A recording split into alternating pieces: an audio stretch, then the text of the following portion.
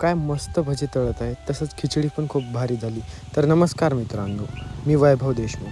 तर आज मी गावाकडे आलो होतो. माझं गाव लोहगाव आहे आणि आमचं झालं पार्टीचं नियोजन. पार्टीचं नियोजन झाल्याच्यानंतर चला गप्पा वगैरे झाल्या.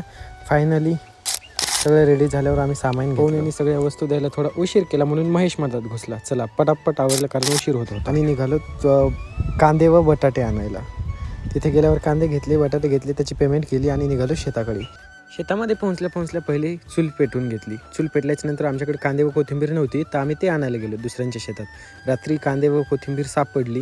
सगळं व्यवस्थित भेटलं शेतात पण अंधार होता. ते घेतलं आम्ही आणि पहिले ते सर्व चिरून घेतलं, कांदा, आलू, कोथिंबीर वगैरे. नंतर मी बसलो फोडणी द्यायला. तेल टाकलं, मसाले वगैरे टाकले, सगळं व्यवस्थित झालं. फोडणी चालू झाली. आम्ही सगळे बसलो. नंतर कटिंग केली. नंतर आम्ही भाज्याला सुरुवात केली. भाज्याचं सगळं मिक्स कालून घेतलं. तोपर्यंत इकडे उकळी आली आणि वाफ पण दबली होती. खिचडी तर मस्त शिजत होती. त्यानंतर खिचडीचा वास पण खूप भारी येत होता. तुम्ही पण टेस्ट करून बघा. नंतर मी केले भजी करायला स्टार्ट.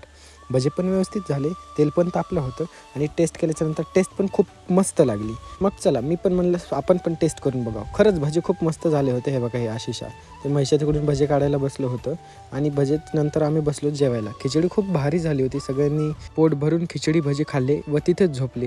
मित्रांनो, कमेंटमध्ये नक्की सांगा पार्टी कशी